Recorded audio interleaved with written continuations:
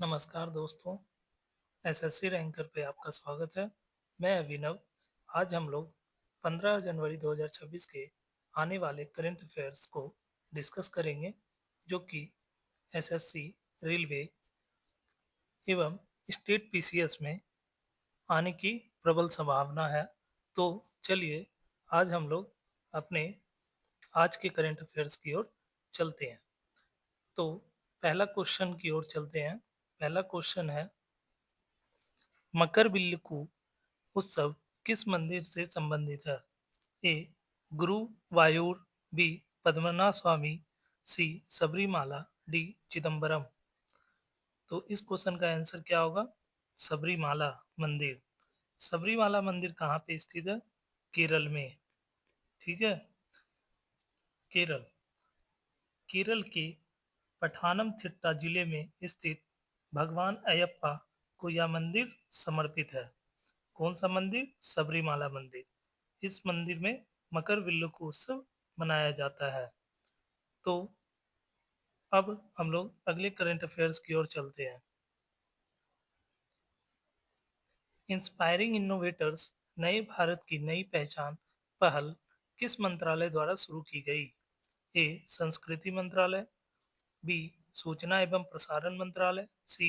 विज्ञान एवं प्रौद्योगिकी मंत्रालय, डी. शिक्षा मंत्रालय। इस क्वेश्चन का सही आंसर है सूचना एवं प्रसारण मंत्रालय।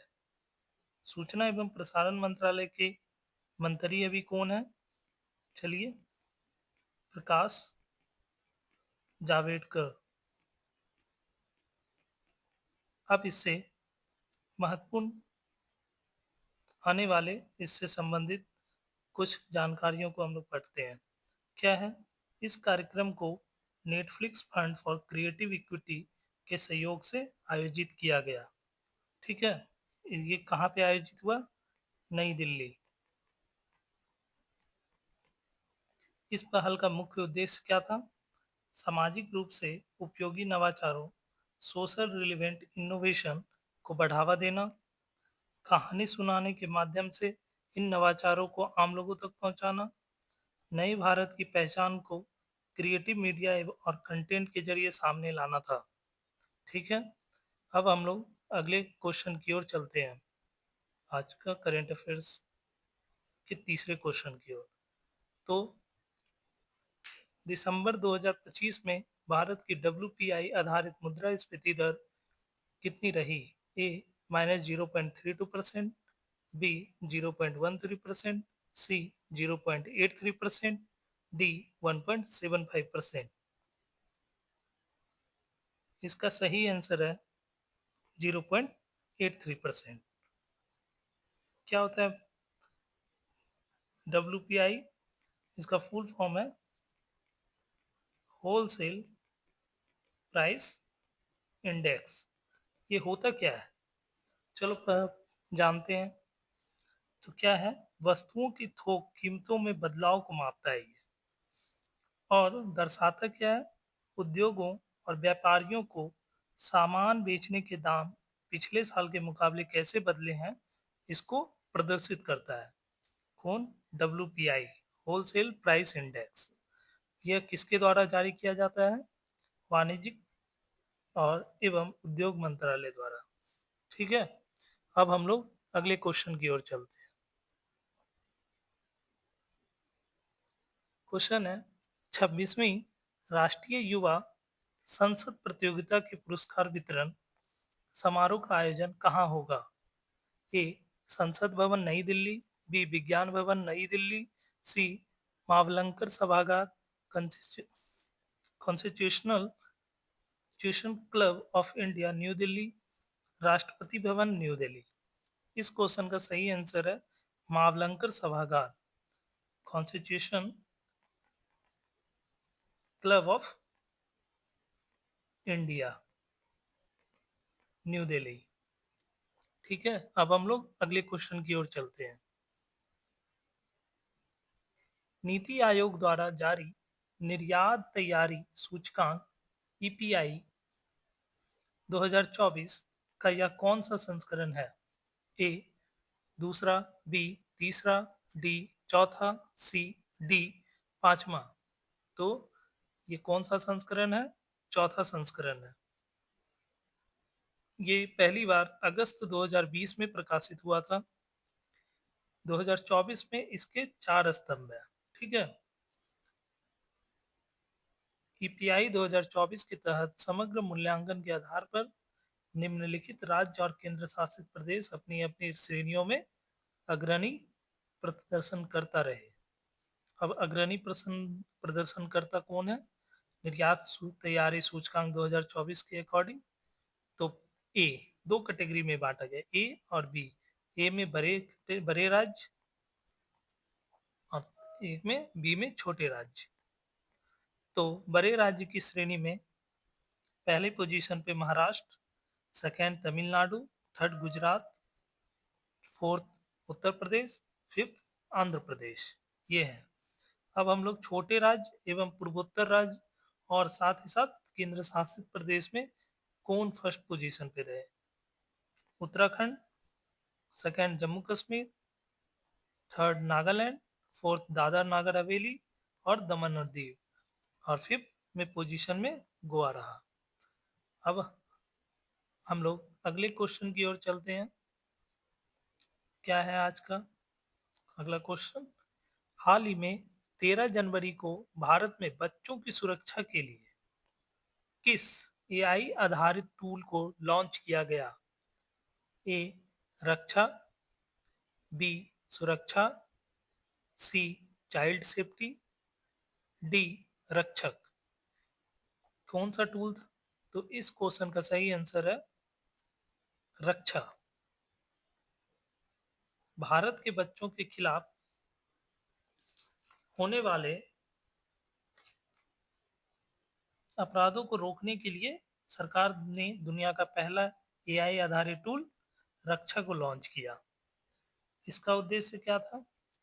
कि बाल तस्करी को रोकना, बाल विवाह को रोकना, बाल यौन शोषण जो हो रहा है वो उसको रोकना, दुर्व्यवहार को रोकना, ये सब को पहचान करके उसका रोकथाम करना है। यह कार्यक्रम prosperity futures child safety tech summit में आयोजित हुआ। ठीक है। तो चलिए ये क्वेश्चन के अगले क्वेश्चन की ओर।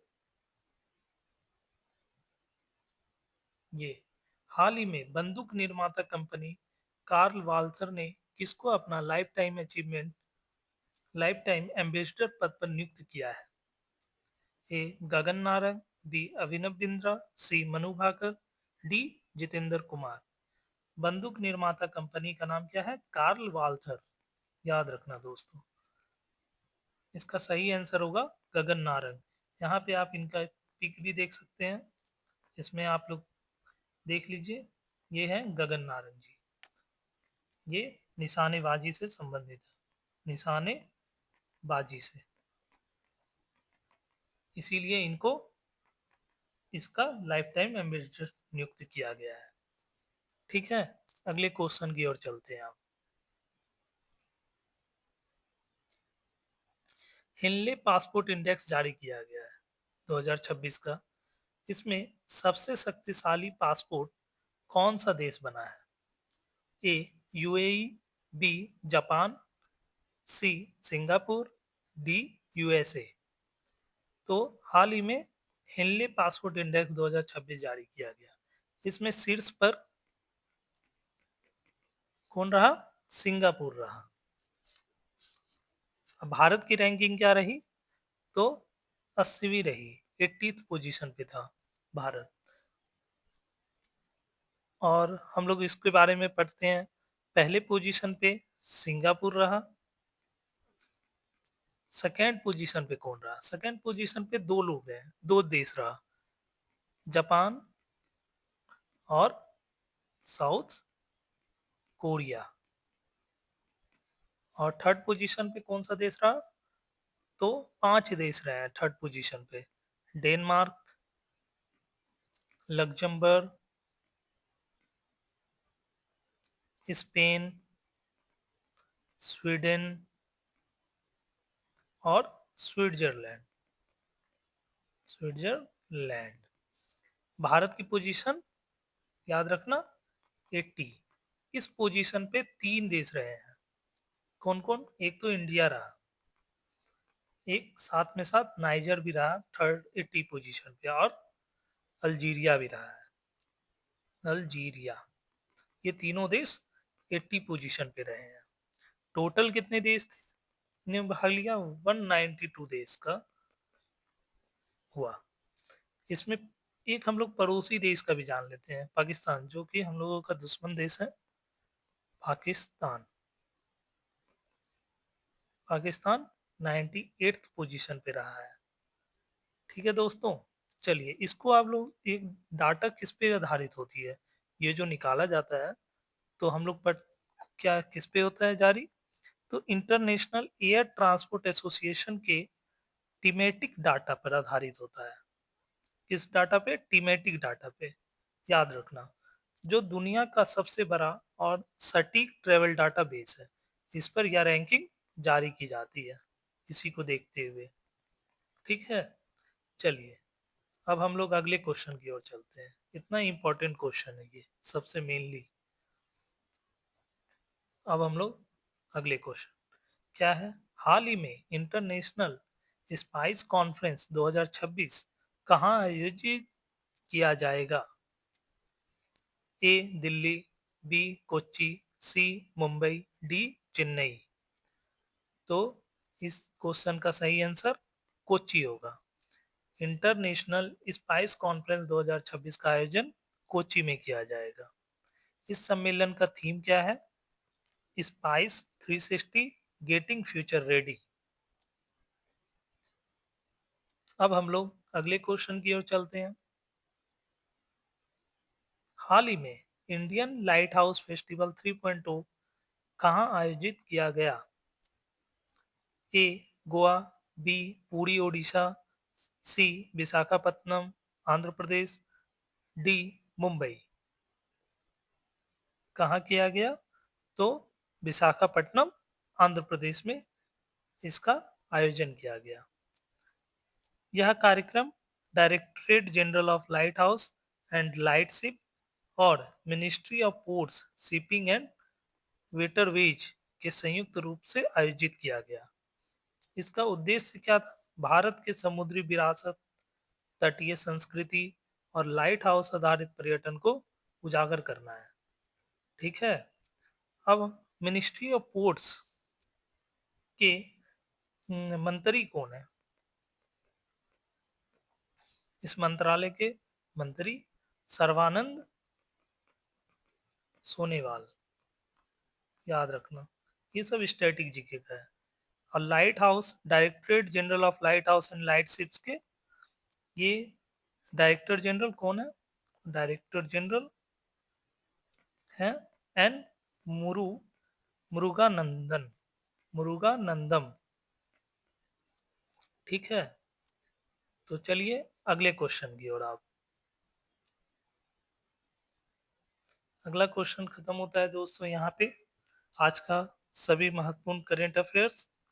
तो थैंक यू दोस्तों, आप लोग मेरे से जुड़े रहें ताकि आने वाले आगे के जितने भी करेंट अफेयर्स आएंगे आप मेरे यूट्यूब चैनल पे आके देख सकते हैं। प्लीज़ लाइक करें, सब्सक्राइब करें और शेयर करें। धन्यवाद, थैंक यू, जय हिंद।